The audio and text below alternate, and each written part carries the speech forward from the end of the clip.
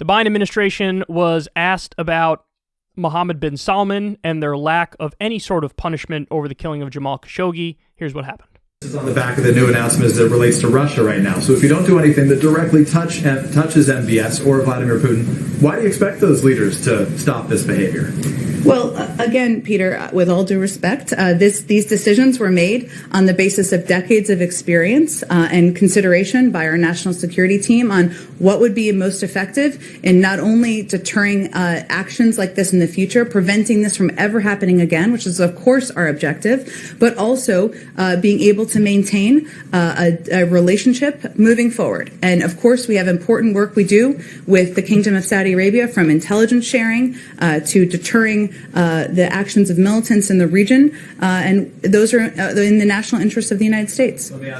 See, now this is wild to me, because Trump didn't do anything to punish Mohammed bin Salman in Saudi Arabia for the killing of Jamal Khashoggi, murdering a journalist who was critical of them. Trump didn't do anything. In fact, he went the other direction. He gave him like a bigger weapons deal. And he even said, no, I'm not going to punish them. They buy our weapons. So we'll get an even greater deal now. They feel bad, so they'll buy even more weapons from us, and that's good for our economy. That was Trump. Biden is not doing anything either. He's not doing anything. And then they have the nerve to say, oh, we need to do what's in the best interest for us moving forward. Listen, the best interest is you have to sanction him specifically, directly. You have to do something to deter this, because you know what? If you do nothing to deter this, what message does that send to the world? It sends the message, if you're a U.S. ally, and there's some critical journalists that you don't like that are calling you out and exposing you, you can just murder them. You can just murder a journalist, and the U.S. isn't going to do anything in response. There's no retaliation. There's no punishment. And so this incentivizes authoritarian governments to kill journalists willy-nilly. It absolutely does.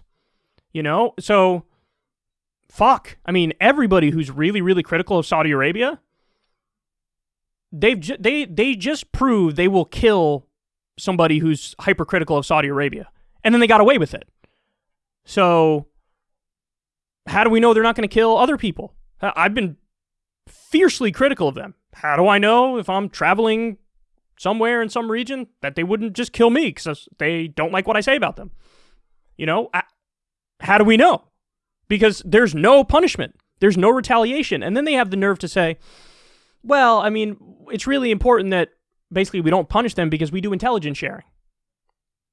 Oh, and we work with them to, quote, deter militants in the region. That should really get under your skin, because it's the exact opposite. We work with them and they give money and weapons to militants. It's the exact opposite. I mean, they're the ones who were funding and arming jihadists on the ground in Yemen. They're the ones who were funding and arming jihadists on the ground in Syria. Literally Al-Qaeda on the ground in Yemen to fight the Shia Houthi rebels. So we're not working with them to deter militants. We're working with them to arm and fund militants. But we just call these militants our allies because they're Saudi Arabia's buddy. Just because they're friends with Saudi Arabia does not mean that they're not a menace, and in many instances, terrorists. And by the way, there was speculation, Aaron Mate pointed this out, when Joe Biden bombed Shia militants in Syria. That happened immediately after the U.S. released the report that said Mohammed bin Salman was responsible for the killing of Jamal Khashoggi.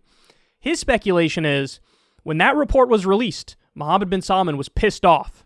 And so Biden, as a token gesture of, hey, we're still good, man, it's all good, he bombed some of the people that MBS wanted bombed, namely the Shia militants on the ground in Syria. So that was a token gesture of like, hey, I know you're mad we released this report, but we're still boys, and I still got your back, and the Saudi-U.S. alliance is we're still tight. Really, really unacceptable. And the precedent that this sets is disturbing. You just told Saudi Arabia you could murder journalists, including U.S. journalists, and just get away with it. You can just get away with it. So do we really have freedom of speech and freedom of the press in a situation like that? When you have Edward Snowden and Julian Assange who are being persecuted relentlessly, and now you have a situation where some of our top allies can just murder journalists and get away with it? This is a direct assault on the Constitution, the First Amendment, freedom of speech, freedom of the press, globally. It's a terrifying thing, man. The idea that you can't be extra critical of authoritarian leaders because they might murder you and nothing will happen in response, that's pathetic. And that shows you the United States government puts business interests above all else. That's what it is. Puts business interests above everything else. Because, yeah, a lot of it, I'm sure, has to do with the fact that they buy so many of our weapons. So the military-industrial complex loves Saudi Arabia regardless of how terrible they are with their human rights violations. Totally, totally unacceptable, man. It's wild that we're even at this position and we need to have this conversation.